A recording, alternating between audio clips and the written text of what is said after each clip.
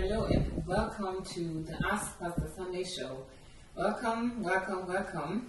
Today again is Saturday and one of those fortnights where we have 1 hour dedicated to Dr. Sunday answering your questions. And that's why we're here. And I welcome all of you and I ask you all to please go ahead and share this link, share this video, share this broadcast with your friends, tag them, post them in the book, in the video, in the groups, in the chats, in your timeline, invite others, send them the links, and make sure that they join us and they have also their opportunity to write down their questions and ask them live here if we get the chance. And also, you can send your questions anytime. You can leave them in the comment section by marking them with a Q, with a capital Q at the start, so that we can filter them out. So join us today as we go ahead and answer your questions and discuss them a bit, and we can have some interesting insights from Dr. Sunday and his teachings and his knowledge and his wisdom that he's acquired over all these years walking with God. So you're all welcome, and I hope you're going to be able to join us and participate today. Welcome, Dr. Sunday. Thank you so much, Julie. Mm-hmm. You seem to be on the bright side today. Yeah. Is that preparing us for spring? For spring, yes. Yes. Maybe I will attract some spring like that, I don't know. Well, meanwhile, the only thing I see you attracting is snow. Yeah, that's true. Yeah. There's quite a lot of snow here in Kiev, in Ukraine. There's so much snow coming out. It's like the perfect Christmas weather, what I said actually earlier today. So if you were here, you would be amazed at all the white outside. So is it not the same thing in other parts of Europe? Not necessarily, no. In Germany it does snow, but not like this. Not as much? No, especially not in February. It's not that much, even though there have been times where we had snow even in April, but it's not that much and it's not as consistent. But here it looks beautiful. Yeah, it does. Because everywhere is white and as if you're in another world. And there's a lot of nature. Mm-hmm. All we the live high outside trees. the city, so yes, all the high trees, it's just beautiful. Yeah, that is memorable. Mm-hmm. It's like we used to see in the 17th century. Yeah. If you see a picture from the 17th, 18th century, yeah. There wasn't too much industry outside. Yeah, no industry, no high hills, no high rising. Yes. So there were a lot of trees and a lot of snow, and it's just awesome. And but you still have that here. Yeah, in this place. That's really nice. Yeah, so maybe, well, we don't know how this year is going to be in terms of weather, but if you come for the HMT in April, you may experience some winter snow peaks, I don't know. But usually you will see a lot of nature when you come here. But no more winter, no more snow by the way. No more snow? No. Okay. So the seasons are very explicit here, as I can guess from what people say, from what Dr. Sunday says. So, yeah, I hope you will join us, and I hope you will register for the HMT, which is starting on the 1st. It's going to, start from the 1st of April to the 8th. So join us, and if you haven't, you can still register on sundayadelajablog.com/visit. And from there, you get all the information and can register and make sure that you book your flight tickets, etc. Okay. So I think we can start with the questions. Yep. And the first question we have is it possible, this is the second one. The first question is, do you believe those without Jesus can make heaven? No, I don't believe those without Jesus can make heaven. Okay. I think Jesus, I do believe those without religious Jesus can make heaven. But I don't believe that without Jesus you can make heaven. It's difficult for people to understand, to differentiate. Yeah, probably you could maybe. You might understand, but will people be able to understand? I don't think so. Maybe you can elaborate more. What do you mean with religious Jesus versus Jesus?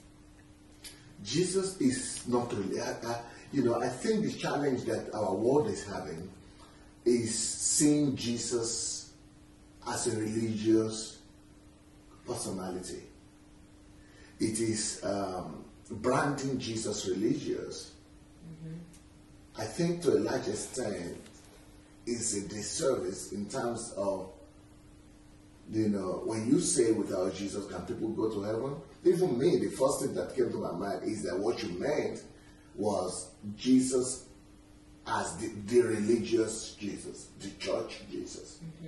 So what I mean that, that one is, we all know what it means by religious Jesus. That is the religious the Jesus that everybody in religion knows. The Jesus that people connect with Christianity. Yes. But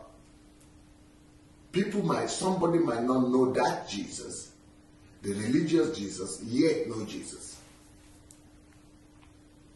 If somebody would know and embrace and live for love, that is Jesus. God is love. If somebody will embrace and live by truth, that is Jesus. If somebody will embrace and live by the light and the light of the soul, that is Jesus.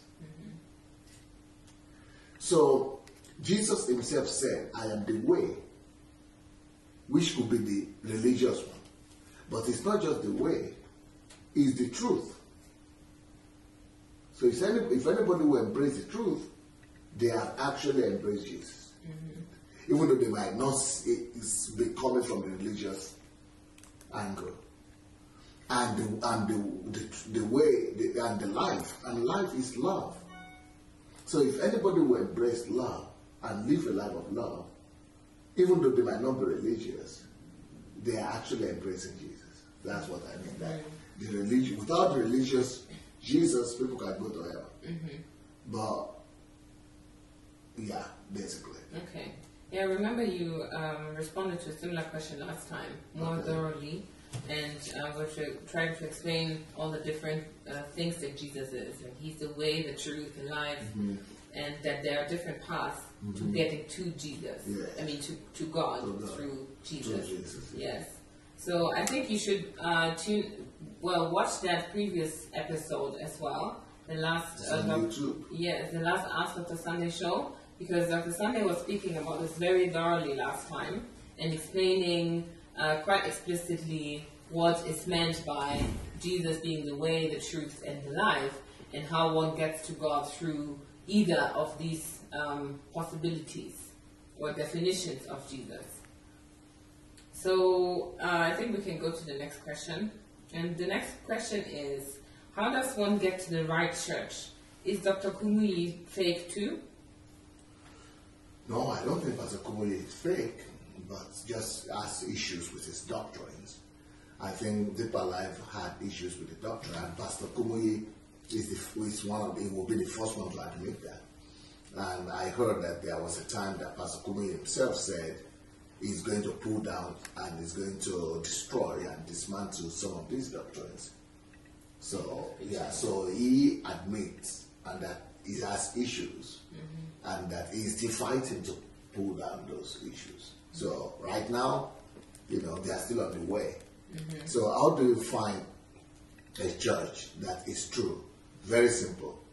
The church that is true, we emphasize personal relationship with God. Number two, the church that is true will not overemphasize the role of the pastor as the middleman between you and God. Three, the church that is true will not tell you that you cannot have your own vision and that you are only there in that church to accomplish the mission or the vision of the pastor. The church that is true will empower you rather to become all that God wants you to be. Yeah. Okay. Makes sense. Yeah.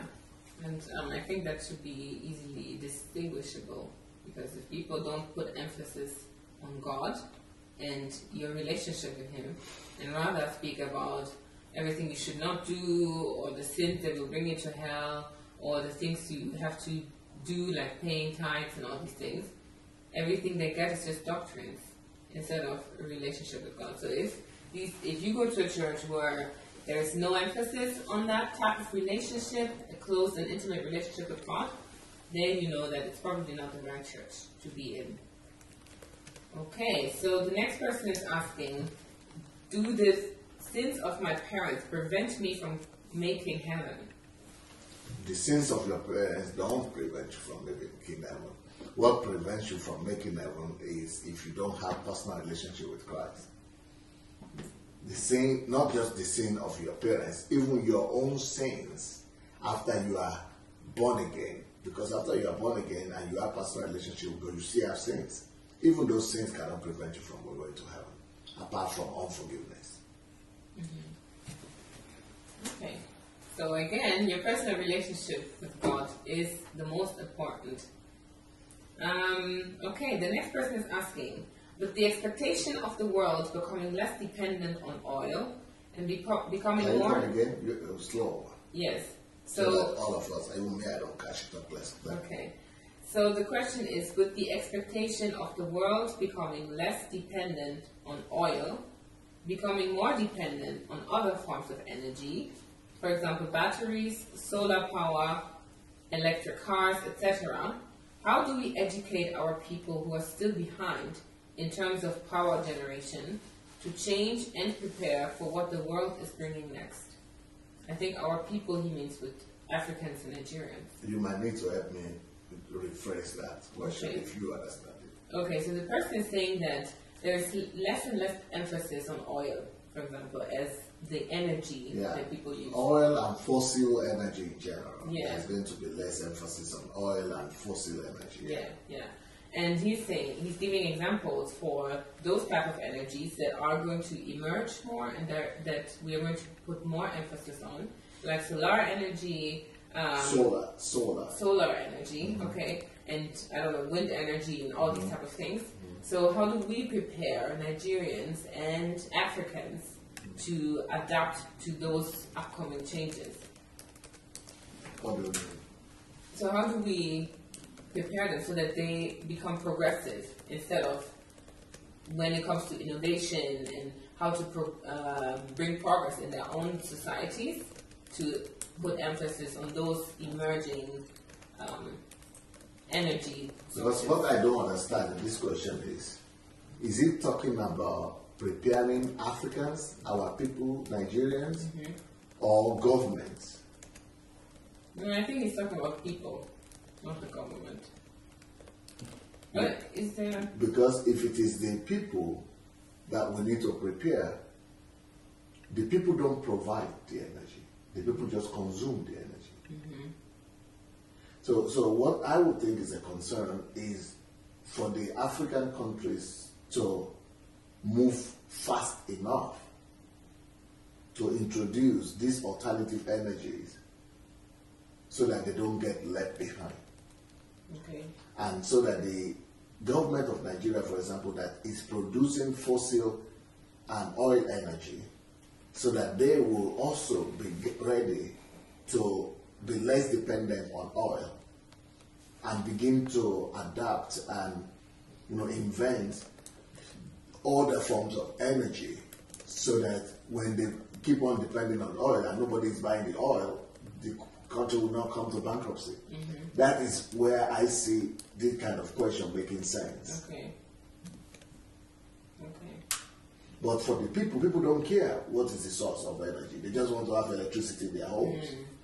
If somebody is in his house, he just wants to put on the switch. The only thing they know is the switch.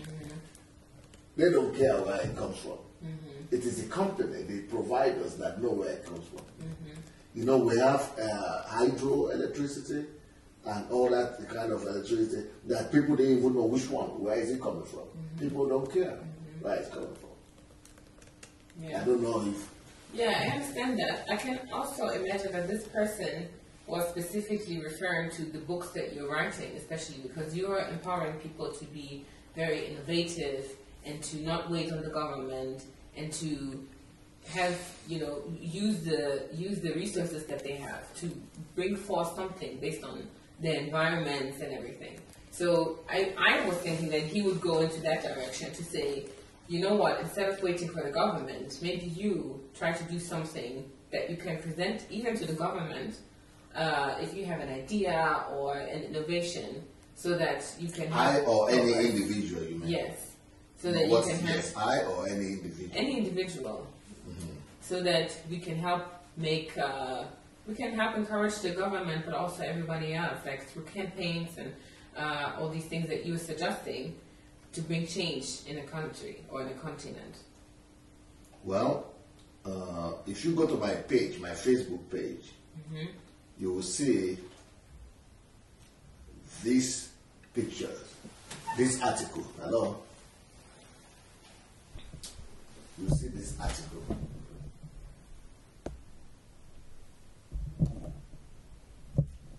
So what is this?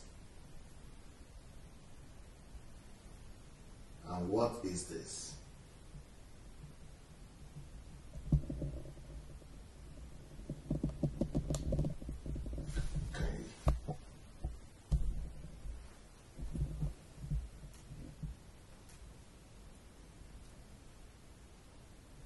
Just make it bigger, bigger, bigger, bigger.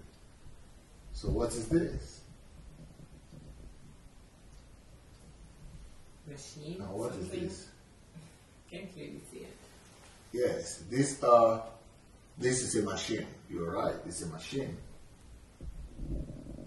These are machines. But now I'm going to tell you what they do. This is a machine that converts waste into energy. And this, this will convert waste, garbage, waste, into electricity and other forms of energy. And this was made by a Nigerian from the Laboratory of Creative E-Machines, Nigeria. So new design. So for this, for $4,000, every family could produce their own electricity. And this is produced in Nigeria. So this $4,000 will make you to, this all your garbage, instead of you taking it out, you just be putting them in, and it will be turned into electricity for you. Wow. Or to petrol. It's called Mbangwe C12. Mbangwe C12. Anybody who is interested in this could go to my Facebook page, the personal page. Let me see if I can share it to the public page now. It would be interesting to know how much garbage has to be used for that. Yes, how much garbage has to be used for that, right? I've not shared it on my public. I think maybe I will get somebody to share it on my public page. But it's just on my private page right now. It was shared yesterday, 12 hours ago. I shared it 12 hours ago from Karo Kanye Akamone's Facebook page. So, yeah. So Nigerians are actually, innovative, and they are, there are a number of innovations like this. This is not the only one, but this is just the one I shared yesterday. There are a lot of innovations like this that are coming out of Nigeria, but because they don't have the exposure, and the sponsorship, and they don't have the industry already, like General Motors and things like that, so they don't want to sell it out to the West, so that they don't get lost, and then Nigeria will still remain in darkness. They just want to produce a result for the country.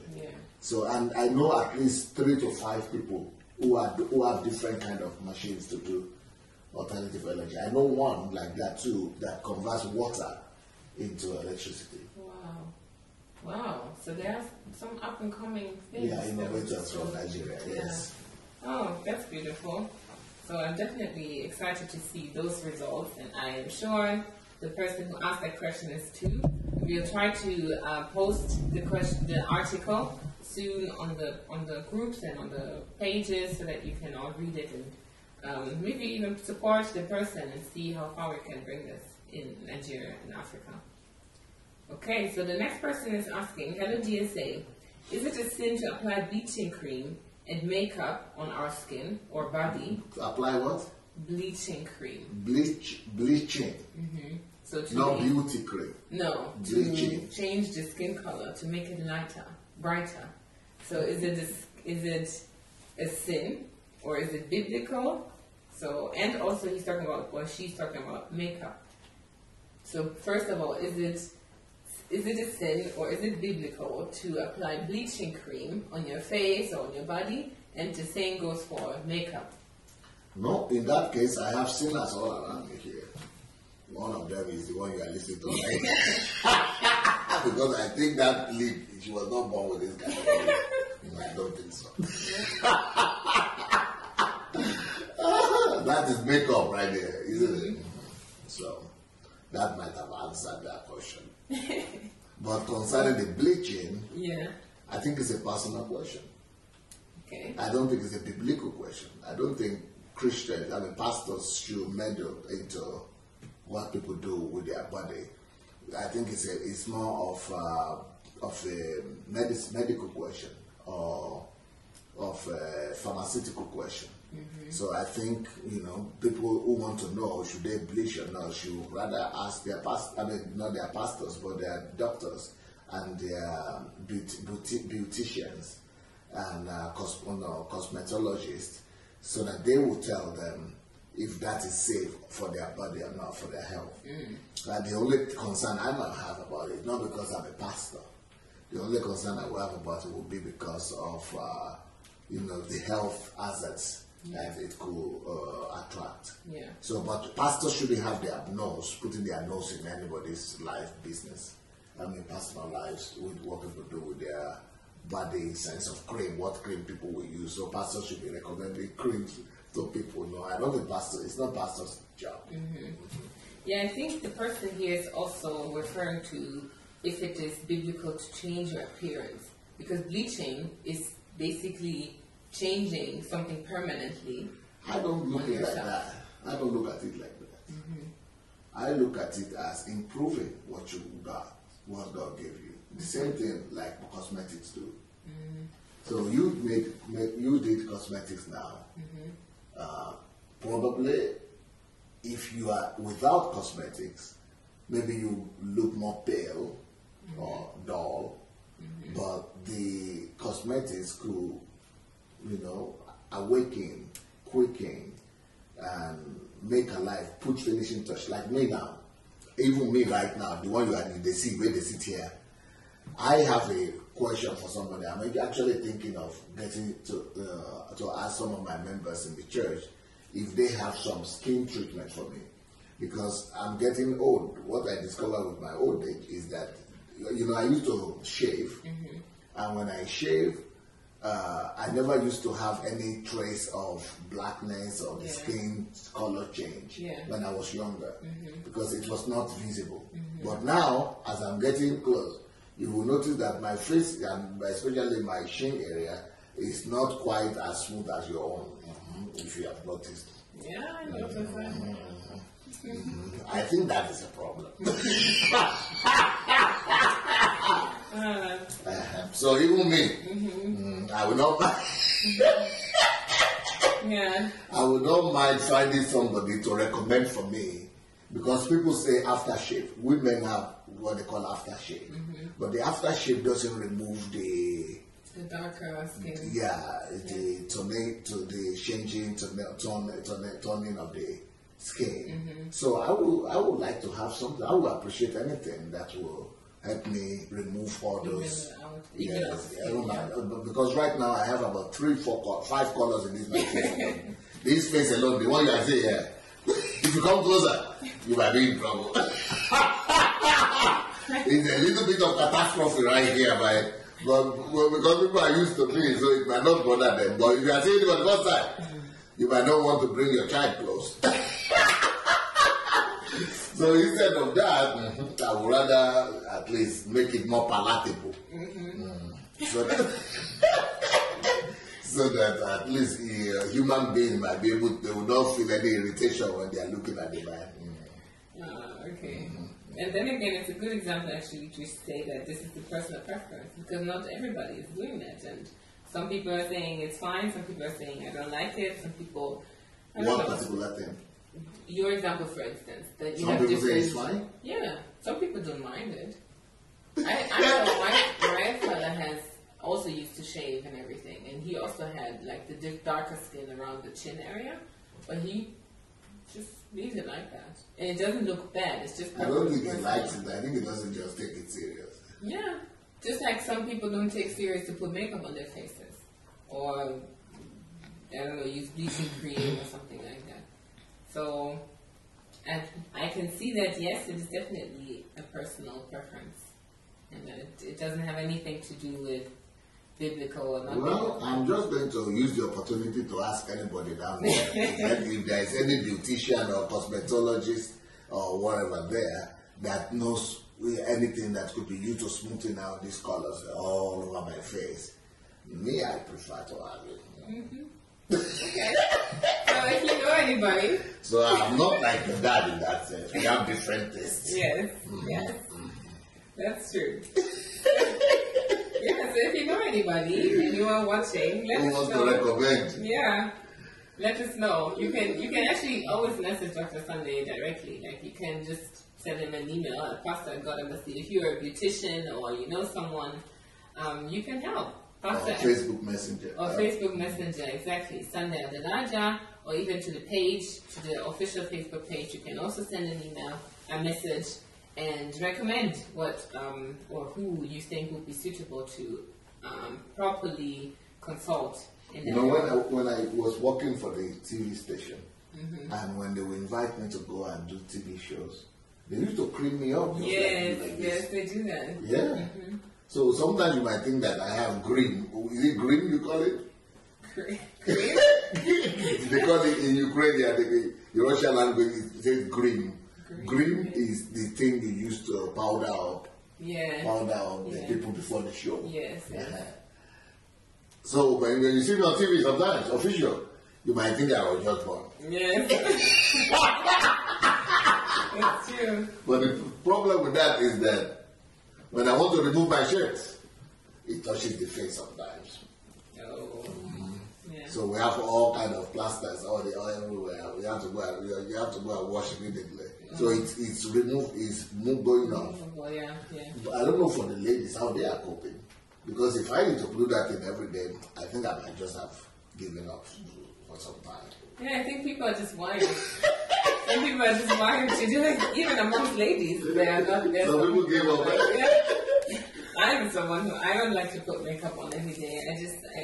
I think it's too exhausting, and I try to therefore just keep my face very clean, so I don't have to use anything. So that I'm still satisfied with my own skin, at least for me. Yeah, I'm not saying that other people are not satisfied, but I'm just saying for me. Just the hassle is too much. But obviously you still have to present yourself and you want to look good and just feel comfortable. So there are ways to do it. Sometimes they have creams only, sometimes just a little powder. One of the problems that I had when I used to appear on TV and they put things on my face, I always forget. So I just do like this all the time. Yeah. I do like this all the time. Then Then I mess up the shirt, the clothes, everything. So I then wonder, what is holding off the hands of the ladies? Don't you feel some scratches on your, or somewhere you want to scratch sometimes? Because it happens to me. So I don't know why that doesn't happen to women. Because if it happens, why is it that you don't just rub everything all over your body like a shower? Because that's what I would have done. No. It's training in itself. You have to train. Not to react to the... Even itching feeling? Yeah, sometimes I had to force myself either too, because I'm someone, I just like to touch my face if I have to, but I also realize that. So either you use your nails and you maybe do just something like this, or you take a tissue with your finger, or you just endure it. Well, nobody gave me that master class. I didn't take that class, so I was just messing up everywhere. Especially my clothes suffer for those things. Yeah, the sacrifices you do for beauty, it's just the way it is. Ah, that's interesting. Okay, so the next person is asking, DSA, are you saying vacation is not a good thing? Please explain, because that is the only time. Because that is the only time I can actually rest all year round. You explain that question to me and the philosophy behind it. Yeah. I guess you have an idea. Yes, I do. So this person, I think she was, or he is referring to something you were talking recently about, vacation. I think it was even during the Dr. Sunday show. Because I have a book that says that labor is better than favor. Yes. And vacation. No. No. You were saying that vacation. Work is better than vacation. Yes. And labor better than favor. So the person is saying, are you saying that vacation is not a good thing? Because vacation is something that many people just have very seldom throughout the year. So once they have vacation... Well, this is the book here. I think it was show it. So the book is called Work is Better Than Vacation. Yeah. And labor better than favor. So now that question would make sense. Yes. But also, because we were asking you specifically if you like to watch soccer and all these different things where people will say this is what they use to rest. And then we went over to also discuss vacation and saying that this is also something you would not do or you don't do very often. And so the person was thinking that vacation in itself is not a good thing. So wants to know, is it something that you're thinking is a waste of time?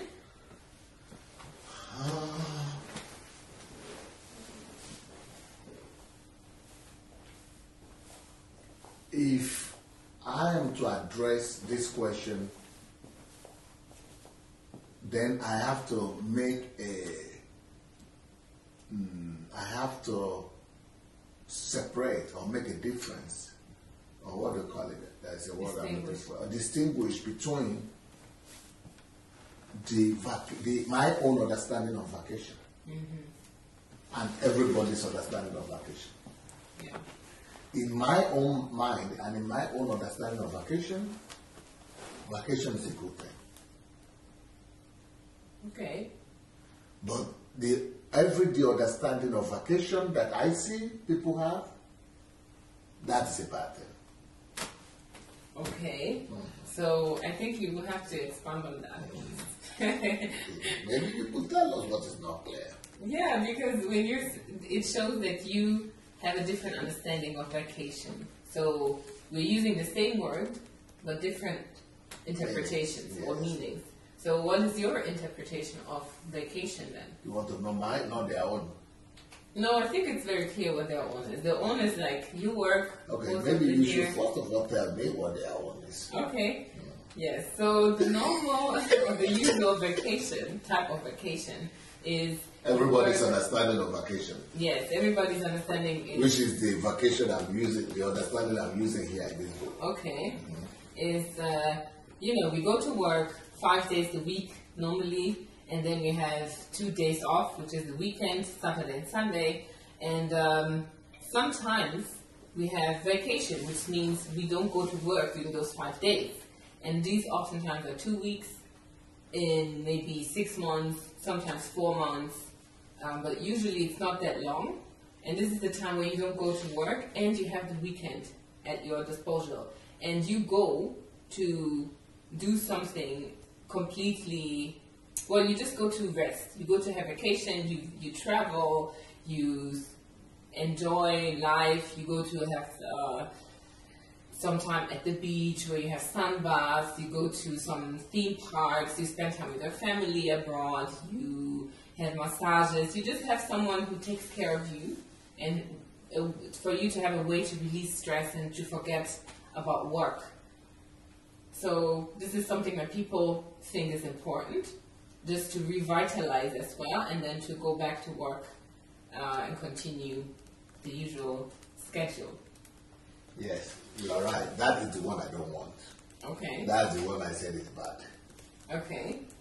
So what's your question now? So what is your understanding of vacation then? Okay. My own understanding of vacation is a time that you take off from your everyday routine, from your work, from the thing you do normally. And you take it the time off and go, either it's the same 2 weeks or 1 week or that many days, but the way you use it is what is different in my own understanding. In my own understanding, vacation is a time when I could relax and can get off from what I'm doing normally to be able to do what is most important for me in life, what I am more to increase the volume of what I normally do, to be able to bring more fruit, to be more productive. So vacation time for me is a time of productivity that doubles or triples the normal time. So for example, if I have to go on vacation with my family right now, it means we go away from maybe our base here in Ukraine, we go away from the church, but it will be a time where I fast a little bit, where I rest, where I'm able to produce more than I'm producing in the church, where I write more books, where I read more books, where I work on my health, where I rejuvenate, I exercise, I make myself better. So it's a time where I make myself better and more productive, where I strengthen every area of my life. Okay. So it's totally different from what I see people doing in vacation. Because, for example, I had a pastor who came over through Ukraine, advocating it somewhere here, and then he stopped over, and I said, "Oh, maybe you preach for us." He said, "No, I cannot preach." I said, "Why?" He said, "I'm coming from vacation." I said, "So what's the problem?" He said, "No, I'm not just in the, I'm not prepared, I'm not spiritual, I'm not, I cannot do, I've been vacating." I said, "So what does that mean?" So that's the kind of vacation that he's a pastor, but he is vacating like every other person. But I don't. When I go on vacation, even though I might go to a place like Canarian Island, the same place, but what I see there is Sodom and Gomorrah. It's not vacation. It's people becoming animals. People who are normal every day in Germany or in Iceland. When you get there, you see them like they are animals. They lose control. They are not more, they become like animals. They become biomasses. They allow their instincts to take control of them. Whereas my own understanding of vacation is totally different. When we went there with my wife, it was a time for me to go out twice a day for a stroll, for a walk, in the morning and in the evening with my wife. But the whole day I'm writing, reading, sleeping, writing, reading, sleeping, writing, reading, sleeping, and really be able to do a lot of things. So I'm just thinking about a person, for example, who's watching you, and who may not be like the typical German, for example, who works like a robot most of the year, and then they just go to release and party and drink and all these things. So this person will probably not go and do this, but will still go and maybe read a book on the beach and relax and everything. Would that still be? Yeah, that's what I do. I do that too. Okay. I lie down on the beach reading books. Yes. Okay. But that's what I'm saying. Reading doesn't have to be in the room. It could be outside. Okay. So it's about the intentional.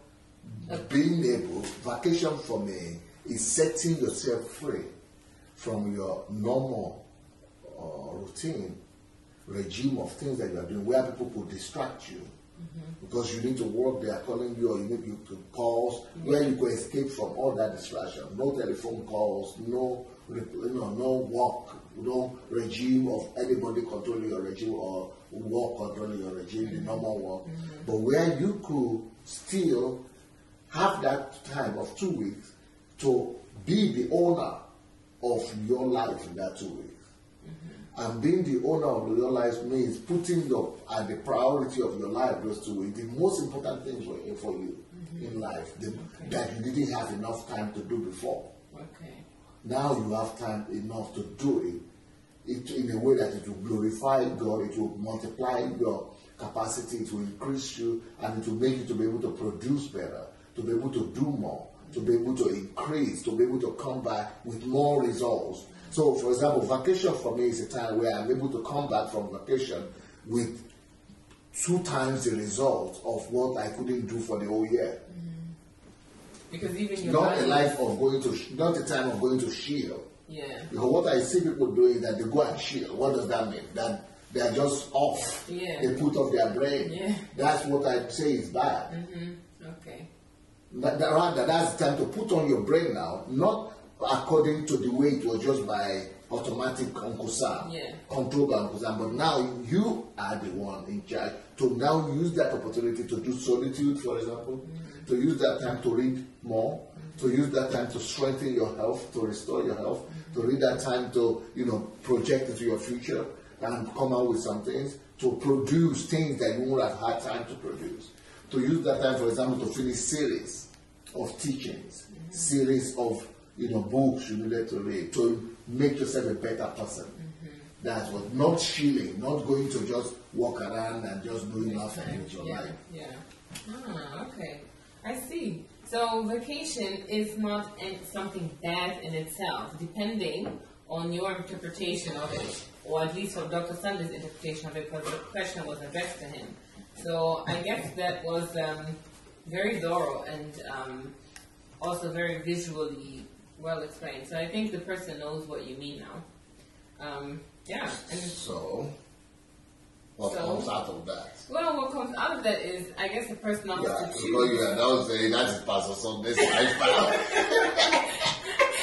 Well, I think it makes sense. I think everyone has to first of all look at their own lives and see how am I actually living my life and what type of vacation will be appropriate for me. How can I use my vacation time to be that focused person and add value to myself? So we have to know, first of all, what is our own goals? What are our visions? Because oftentimes we just go to vacation to forget everything, to just not even think about goals or whatever, to just relax, just put everything off. So that is what is bad. Yeah. So that's becoming animal. Not just drinking is animal. You become an animal when you put off your brain. Yeah. Yeah. So, yeah. The instincts take over. Yeah. So. And anybody that is being ruled by instinct is an animal.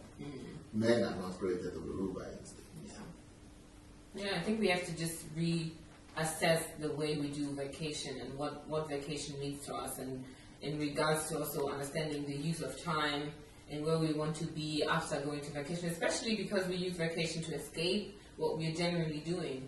So maybe we should use vacation to not just escape because we will go back, but we should maybe plan to get out permanently, like working to get out of Uncle Sam. So we don't need to seek vacation as a relief system anymore. Yeah, because the reason why I could think like this is because I'm not running away from any Uncle Sam. Yeah. I'm doing what I'm already doing, only I have some distractions in between.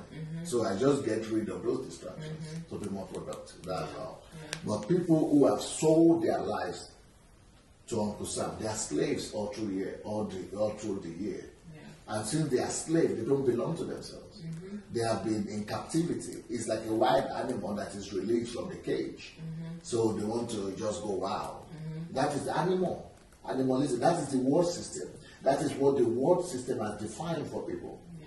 Because the world system has put them in a cage that is called Uncle Sam, or that is called working for survival, working for money. So they have been slaves of money all year long. So vacation for them is their only time they have for themselves in the year. That is horrific, horrible lifestyle. Yeah. That is, a lifestyle that no human being should go in. But the whole system of the world, that's the way it's set up.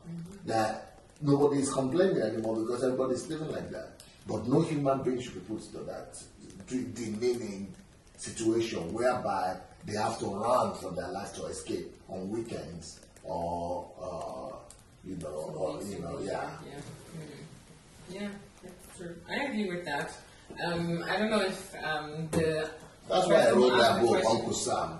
Yeah. Let's have the book, What's Up with Uncle Sam. So when I say work is better than vacation in this book, what I'm talking about is that when you are working for your vision, when you are not this is not job is better than vacation, but work. And for me, work is defined as what you do to accomplish your purpose, what you do living in your promised land. What you do on your own promised land, in your own territory, giving glory to God and fulfilling your calling. That is better than vacation. Yeah. So when you go to a vacation, you will even double and increase the work rate. Yeah, that would make sense, yeah. Yes. Because vacation won't be an escape route anymore. No, it's a time to redouble. Yes. And refine. Yes. Yes. But if you have been under the captivity of Uncle Sam, that's why I wrote this book, Stop Working for Uncle Sam. You first of all need to learn the tricks and the wisdom to get yourself free from Uncle Sam and become human again and become the owner of your life again. Then work will be better than vacation for you. Yeah. So get those books. Maybe the person who asked the question, these will help you to stop working for Uncle Sam first, and then move on to work is better than vacation and labor better than favor. You can get the books on Amazon. You can also get them on okadabooks.com, and you can also get them through contacting us at dsasbooks@gmail.com, and we can give you also the information of Chioma if she hasn't put her details in the comment section below if you're in Nigeria, and you can get them from her there if you are in Nigeria. So email us at dsasbooks@gmail.com. Okay, the next person is asking, DSA, is God a dictator? Isn't it true that he created us without our consent? Who told him to create us? And creating us in this fragile body, prone to diseases, without any spare parts. Even cars have readily available parts. That isn't fair, is it? Please, I need your perspective on this. God didn't create you. God created only two people, Adam and Eve. If your father and mother had not slept with each other, you would not be here, my brother. So you ask them, why did they bring you here? Then to say God is a dictator, everything proves the opposite. God is not a dictator because the fact that we all take our decisions on a daily basis, God has given us the power to take decisions. And God has given us the power of free will. That is exactly the proof that God is not a dictator.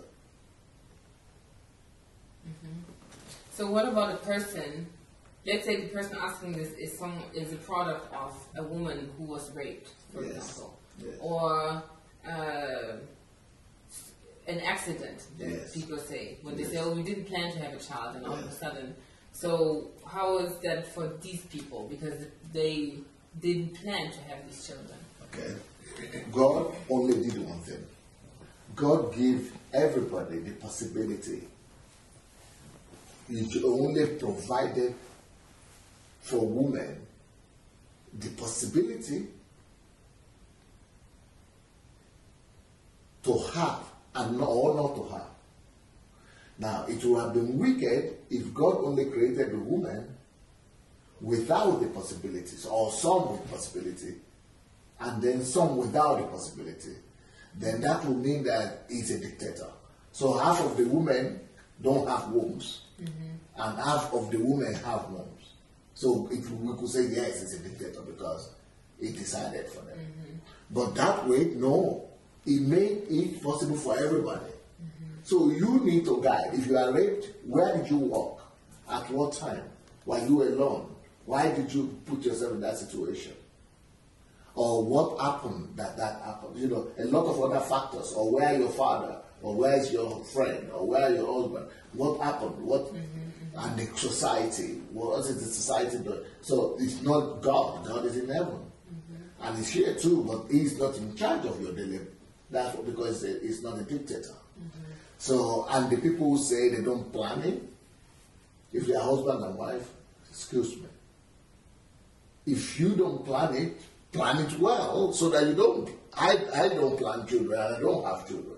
So if somebody didn't plan it well and is having children by mistake, and want to put the blame on God, excuse me.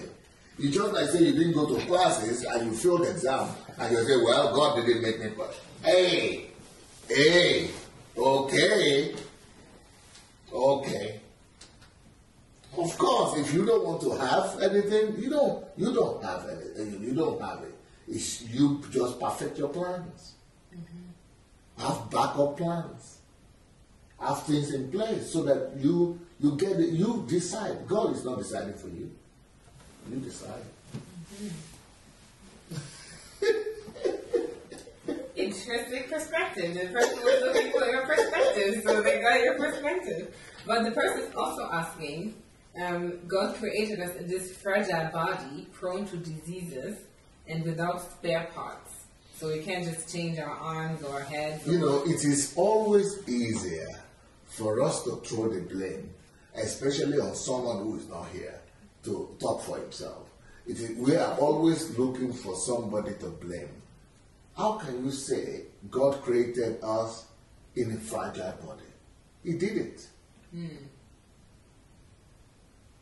He created us in a perfect body that didn't need spare parts.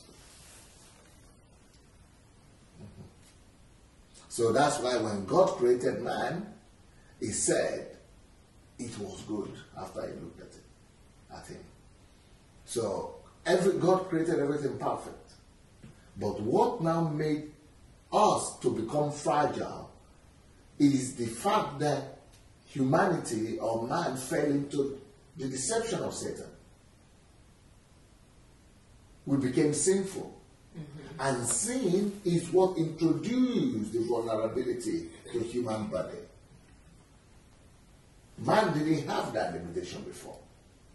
It is only as a result of sin that weaknesses, sicknesses were introduced. That is why in heaven there will be no sickness. And there will be no pain. Because then we'll be restored to a situation whereby our body, an environment where it doesn't have sin. And it will return back to the original state it was supposed to be. It's not God's fault, my friend. It is still man's fault or Satan's fault, but not God's fault.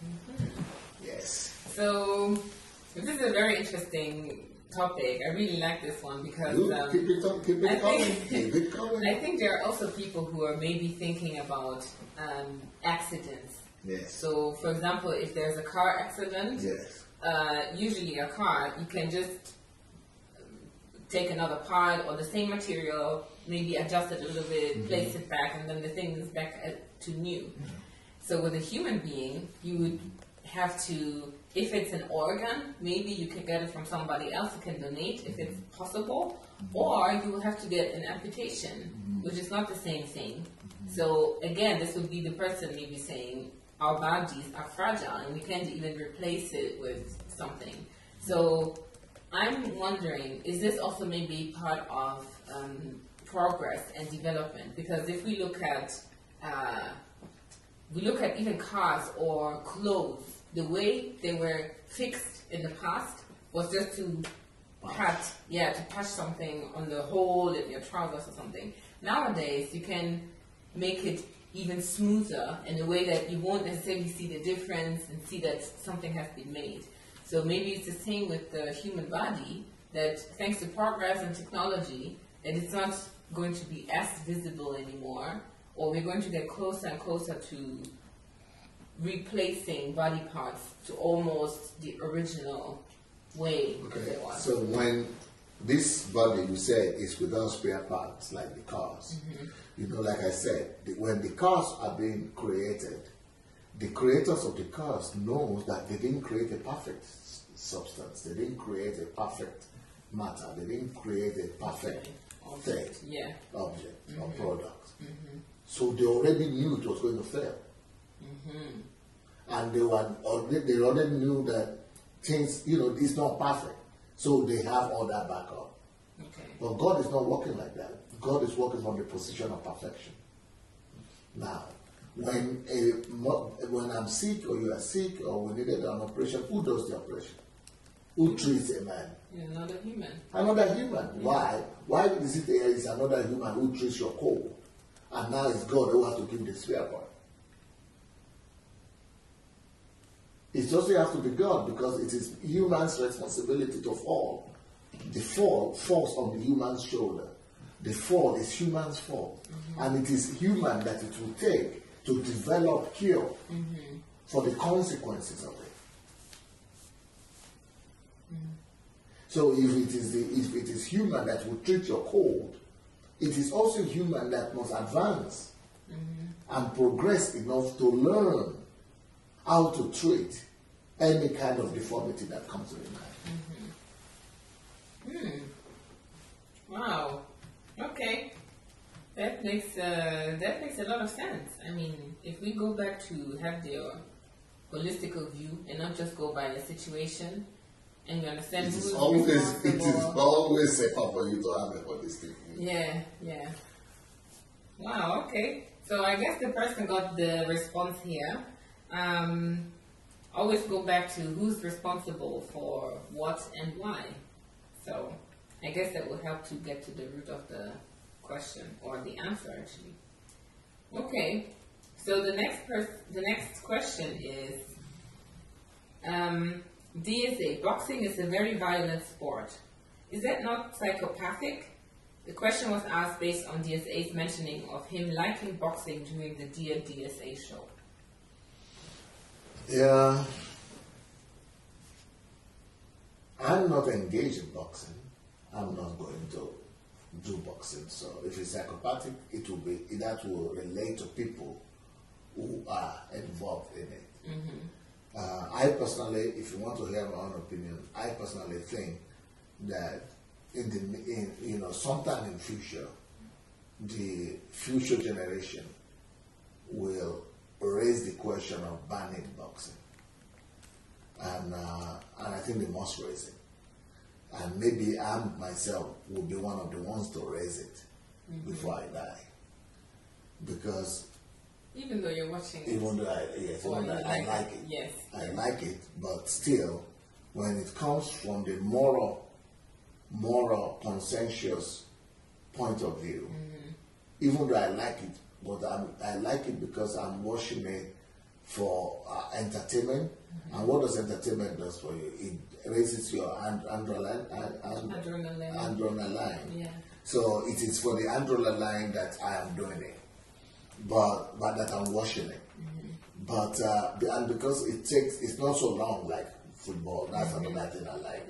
So it's shorter for me. Yeah. So and I like the strategy. It involves strategy. It involves endurance. So I like the virtues of endurance, of strategy, of escape, of planning, of strategy. Those are the things I like about it, not the violence. But because of the violence part of it, that is why I think that just like what do you call this thing in Rome? It's a Colosseum? You have called it Colosseum. They used to have the games. Yeah, the gladiator games, yeah. So those, just like the gladiator games, needed to be stopped. And cancelled by subsequent generation. Yeah. So I think that eventually this boxing as a sport it will be challenged by the subsequent generation to come. Even if this generation doesn't raise the topic, the next generation of people will see it as violent and inappropriate. I think it is it is not supposed to be as an entertainment, and it is too violent in that sense. So I agree, but watching it, I don't think qualifies everybody as a psychopath. I think, you know, even engaging in it, if it's like a sport, it might not even qualify somebody to be psychopath as well, because most of the times when they are doing it as they have rules to it. Yeah. You know, they don't. Most of the boxers, they are not allowed to box outside, to fight outside. And it's not just boxing. All these combative sports like karate, taekwondo, all those things. I think, yeah, some of them might need to be reviewed or banned because it inflicts pain on people just for that. Yeah. But I don't think it qualifies for psychopathic. Because if it's psychopathic, then they'll be doing it outside the ring as well, where there are no rules. Yeah, this would be quite on an individual basis as well. Okay. Thank you for that answer. The next person is saying, what's your take on Christianity? If you understand the question, maybe you will help me and help him. I just understand what's written there. I don't know. It's quite plain, just what's your take on Christianity. I think the person may refer to Christianity as a religion and just seeing it as a religion itself, and is it the right one, or that's what I would think. Well, I think when I get the clarification, I'll be ready to answer. Yeah, maybe the person can be a bit more specific. You can ask the question again, send it either to pastor@sundayadelajablog.com, pastor@sundayadelajablog.com, or you can also just write it in the comments now with the Q at the or the prayers you want to present to him. Okay. And then take your clothes and things that you would normally use on a daily basis to, you know, to keep yourself. Okay. Pretty straightforward. The next person is asking, do you watch news? Since you're always so busy following your purpose, do you watch news? Is that your question or his question? No, it's not my question. Well, I do follow news, but I thank God for the internet, and I thank God even more for iPad. That's what I would say about that. Because when it used to be in the days of television, it used to be a big deterrent to me. Because I had to sit down in one spot and be looking, you know, and be sitting down watching the whole thing. But now, you know, the internet, even if it's a big news, it's cut into small things. And you could just look at your iPad in the toilet or when you're at the restroom, watch the one that might be interesting, or read it, and then go out, you know. So I don't spend time doing this. I just do it passing by now. Okay. So definitely not the traditional way of watching news and sitting in front of the TV. I guess that's also what the person was alluding to, because that's how the traditional person would do it. Yeah. This person has a few questions. Jesus says, assuredly, okay, so we don't have a lot of time anymore, so we'll take these as the last ones, because there are 3 questions in total. So the first one is saying, Jesus says, assuredly, I say to you, this generation will by no means pass away till all these things take place. That's in Matthew 24:34. But this generation has died already, and Jesus has not returned yet. Is that not a contradiction? No, it's not, because what he's saying by this generation, he's talking about this generation of grace. He's talking about the dispensation of grace. This generation that started from John the Baptist. The people that needed to receive Jesus Christ as their Lord and Savior. This generation of people who have to be saved by grace, not the generation of the one that were there before. So this is the same generation, the dispensation of grace. We are still here. Okay. so it's not talking about mother, father had given birth. And, okay, so that's good. Second question. Jesus says, "Heaven and earth will pass away, but my words will by no means pass away." Matthew 24:35. But the Bible says also, "Surely the world is established so that it cannot be moved." Jesus says that the world passes away, but David says that it cannot be moved. Is that not a contradiction? Yes, because pass away and move is totally different. When David is saying the earth cannot be moved, that's why we are still alive today. That's why the earth is still not collapsing. So many times astrologers and other people have said some comments or whatever is flying, is going to destroy the earth, and the earth is going to clash with the other stars, and then, but we are still here. The earth cannot be moved because God did it in perfection. Now that's what he's talking about. But when he talks about the earth passing away, he's talking about having the beginning and having the end. That is when it is allowed by the person who created it. So it's just like time limit is over. So, but for that time limit, when the earth is still functional, if it's not the creator that's going to put a stop to it, it cannot be moved. Okay. So it will be moved based on when the creator says. It's not going to be moved. Sorry, not moved, but it will pass away. Yeah, it's going to finish when the time limit for the earth is over. Yeah. Then this sinful earth will pass away to be consumed in fire, and another earth will emerge. Okay. I see. Okay, so the last question the person is asking here is, why do you eat meat and you are not vegetarian? Do not mix, because the Bible says, do not mix with wine bibbers or with glutinous eaters of meat. White bibbers. White bibbers. Okay. And that's in Proverbs 23:20. So is that not a contradiction? What? Why don't I eat meat? Yeah. Why do you eat meat and are not a vegetarian based on this Bible verse? It says, "Do not mix with wine bibbers or with glutinous eaters of meat." Yes, that's not talking about vegetarian or not eating meat. Okay. What it's saying here is that don't sit together with people who drink a lot, who produce wine, and who live that lifestyle.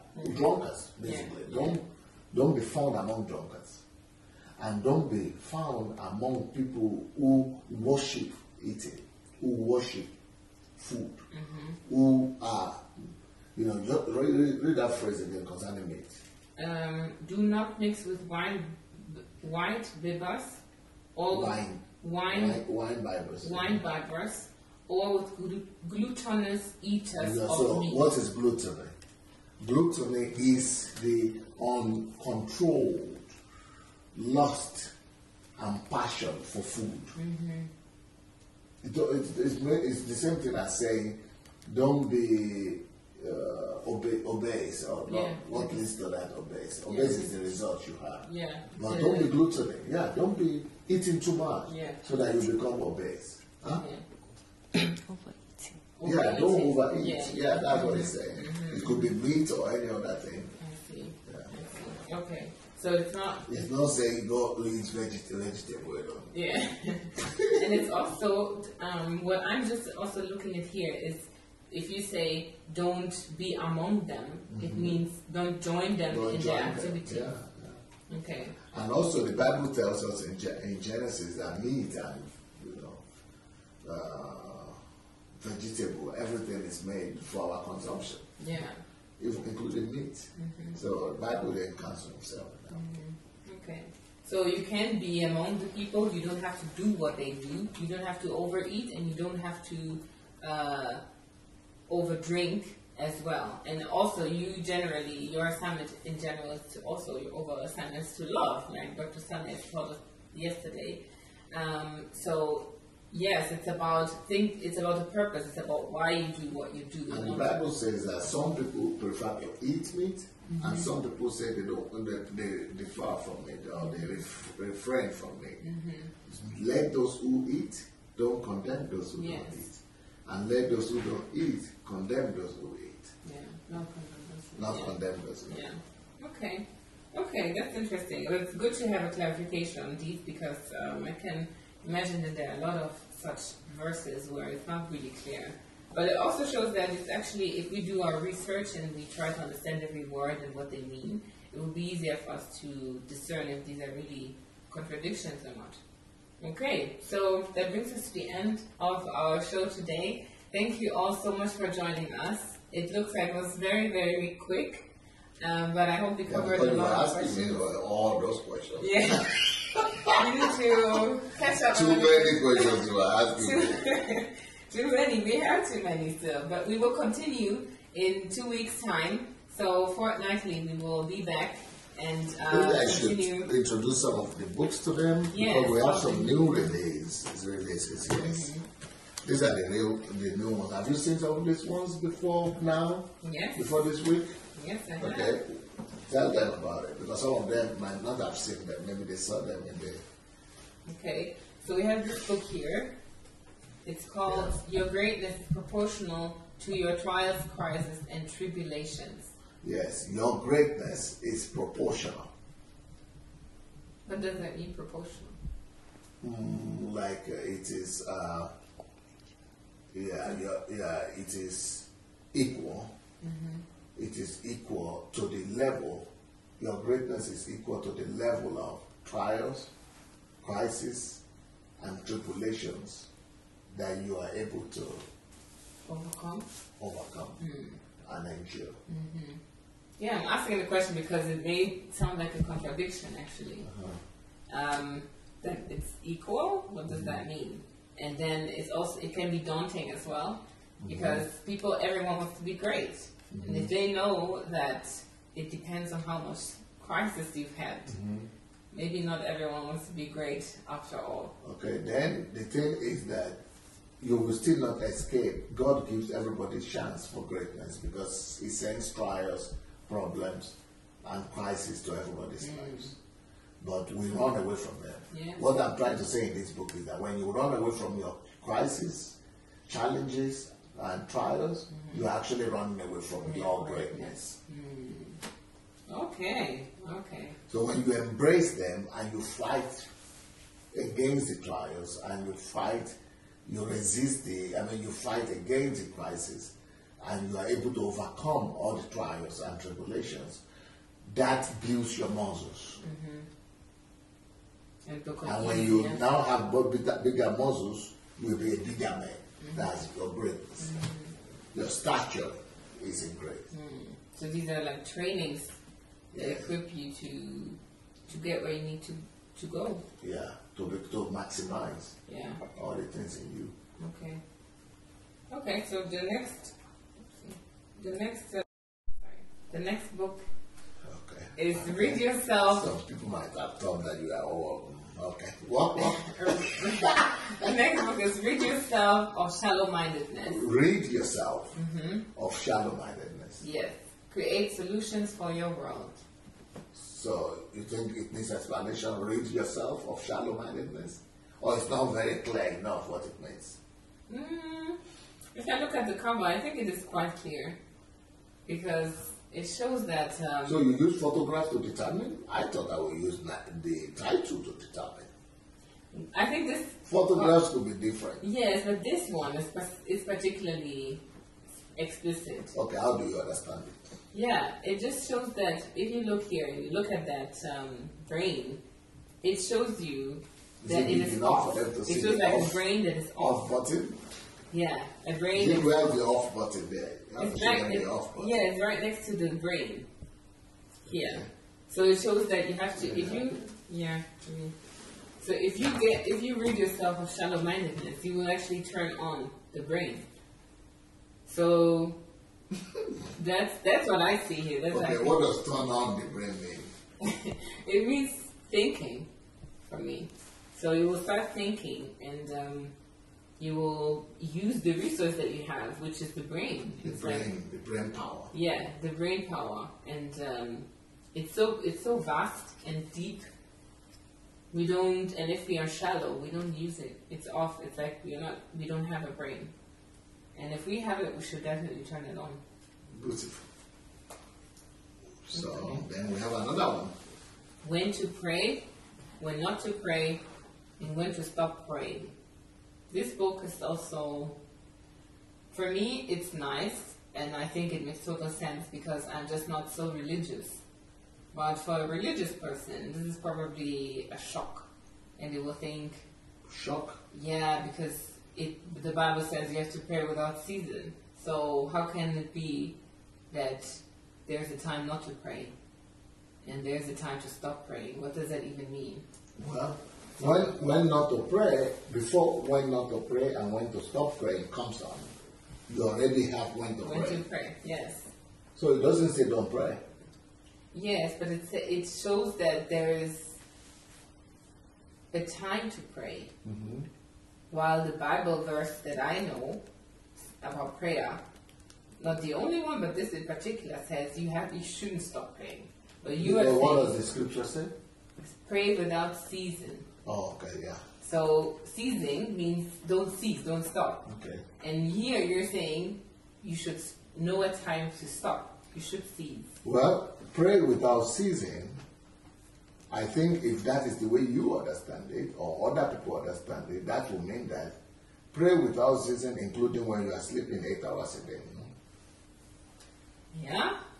So in your dreams? Yeah. That doesn't make too much logic to me. Well, they will say no because God is so smart that obviously He doesn't mean that you should pray in your sleep. So it's no more pray without ceasing. No, pray without ceasing while you're awake. So that doesn't mean that pray without stop. So at least it means you are stopping when you are sleeping. Yes. Okay, but pray without ceasing when you are awake, you said. Maybe only when you are awake. When you're awake and you can use your mouth good. for it. So pray without ceasing when you are awake. Does that mean that when you are eating also, that meat you just spoke about? Yeah. No. So I don't know what has been removed. Mm-hmm. Okay. So what about when you are on your job, Uncle Sam? Also pray without ceasing. Yeah. So what does the supervisor do?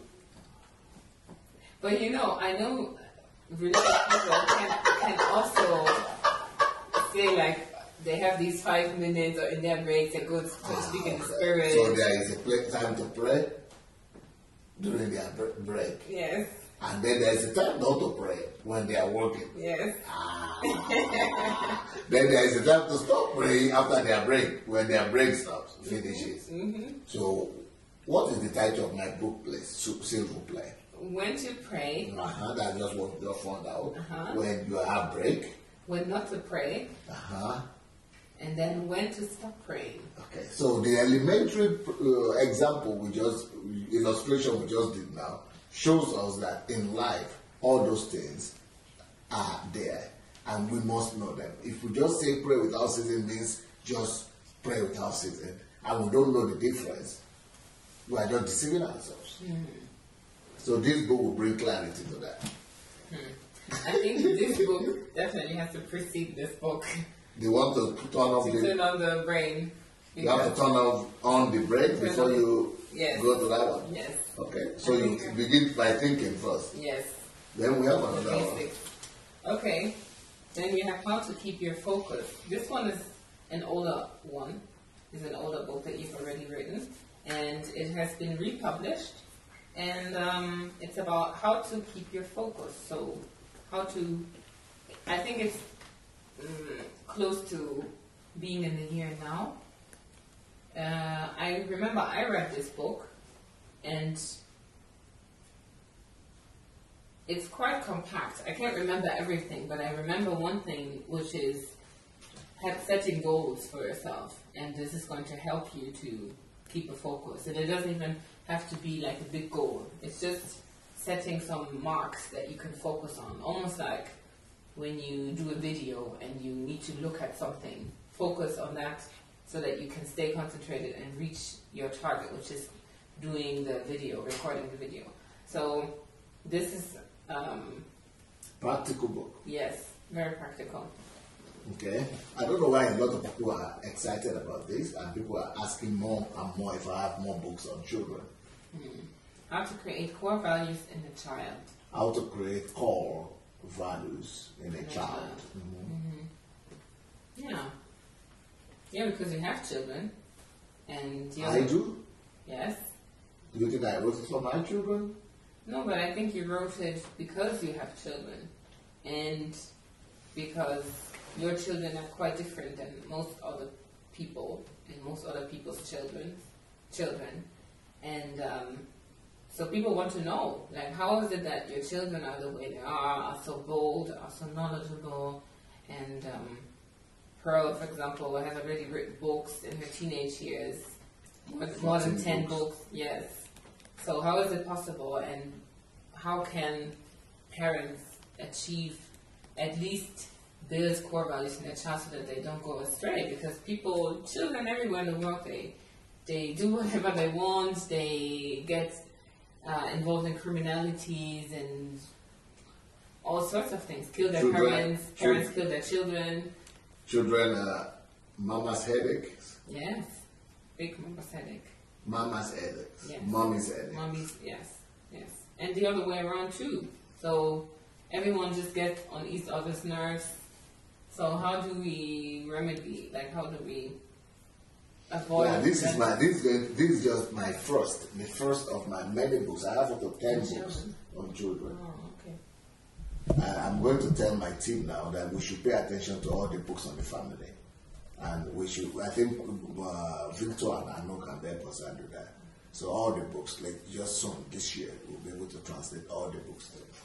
Okay. Yeah. Well. You want to talk about this one? Okay. How to live an effective life. I haven't read this one. But I think it's quite clear. Yeah, it is quite clear how to live an effective life. So, if you want to live an effective life, it's good that it's effective and not efficient, because. But many people never think about it. How to live an effective life. No. Is it something people even consider? I wouldn't think about how to live an effective life. People maybe think about how to do something effectively, like how to work effectively, or how to have an effective relationship, or something on a smaller scale. But the whole life effectively, maybe it's not even meant to be effective all the time. Sometimes life is just meant to be lived and going with the flow. So this is a very good challenge for people to learn that you can actually live an effective life. And an effective life to me is a life that hits the mark, just like we have in the photo. Yeah. It hits the mark. Yeah. No, I understand. Yes, that is the target. Yeah. All the time. Nice. Okay. You have other books there. Yeah. It's similar. It looks similar, but it's not. The essence and value of life. The only thing similar about that is that one is life, effective life, and this one is also about life, but it's totally different. This is talking about the essence and the value of life. I don't think many people also think about that. What is the essence? No. And Only the the value of life. Only philosophers. Yeah. But everybody has life. Yeah. That's why they have to think about it, because they have to understand what they have. Yeah. And the value of it. Otherwise you abuse it. Otherwise you'll be giving out something of value to get something of vanity. Yeah. Yeah, we need to ask ourselves that question. What is the essence and value of life? So I think now that you began to think about it, maybe you begin to appreciate my work better. Why I come across about these topics. Because people don't think about it. Yeah. Okay, so we have another book here. It's called Discovering the Purpose and Calling of Nations. This is about nations, and that they have also a purpose. Every Also nation has a interesting. purpose. Yeah. I think you should invite Pastor Anu because I know you're ready. Can you invite him to come and do? A review on the book? Yeah, maybe this week. Yeah. Maybe not. Maybe yes. Yeah. I think so. For this book, I really want us to do a review on it. Okay. Yeah, so we also have the law of difference. I hear that all the time from you. That Well, I've been hearing it quite often from you, the law of difference, that it's important because you're teaching about people love. don't know difference. Yeah, and to know that people are different for a reason and that we should embrace the Celebrate diversity. people's differences. Yeah, that we have. This is one of my best books ever. Yeah. Not looking at the grammatical or translation mistakes, because there are a lot of typographical and grammatical mistakes because it was translated from Russian language. But otherwise, the content is one of the best books ever. Okay? Okay. Another of my best books ever. This The one. danger of monoculturalism. Yeah, it's one of my best books too. Yeah. I think you read this one. Yeah, very unique book. I really liked it. I think it's also one of my favorite books. It's also about diversity and also more specifically where stereotypes come from and what impact they can have on a person, on a group of people, on a society, on the whole world, and on the development of the world history. Beautiful book. Really, really good book. I think it's so, it opens your mind. Like, Yeah, your mind becomes like yes. expanded. Yes, and you feel like hugging everybody. Everybody, yeah. Even the evil people. These two books are about love. Yes, They these. help you to cope with love, Yeah. to handle love. They Yeah. help you to love easy. Or at least understand if you're. No, you won't feel like hugging everybody. Yeah, That's yeah. like easy. Yeah. You just begin to almost love automatically. Yeah. Just Because I was thinking about Hitler and the Yeah. Germans and everything. Of course, you don't want to go and just hug Hitler, but at least you start to to understand yeah, where where it it's comes coming from. from. Yeah. And then, This one is one of my most important books. a visionless life is a meaningless life. A visionless life is a meaningless life. I need somebody to come and do this one too because this is a very important book to me. We have someone coming. Very important book. Absolutely mind blowing. Yeah. So I can't wait. I can't wait to see somebody do that. Yeah. How Africans brought civilization to Europe. Yeah, I think that's a must read for just any black-skinned person, really, at least. People need to know where they're coming from. Yeah. We've not. Did you have anybody do it? The review? I have to check. I'm not sure. I think I have someone, but I have to double check. Okay. Then, I am a person. Am I a personality? Yeah. Challenging book. Also, yeah, challenging. I can imagine that. Yeah. Well, I guess that's all for today.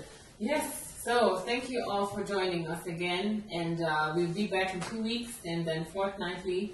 So leave your questions in the, send us your questions to pastor@sundayadelajablog.com if we haven't asked them for you here, and we will make sure to ask them. So join us again. We'll announce it again as well next time. Sorry that we didn't do it this time, but you can also watch the replay and share it with other people who are not here today. Maybe their question was answered if you know, and we'll see you next time. Thank you so much. Peace. Bye-bye.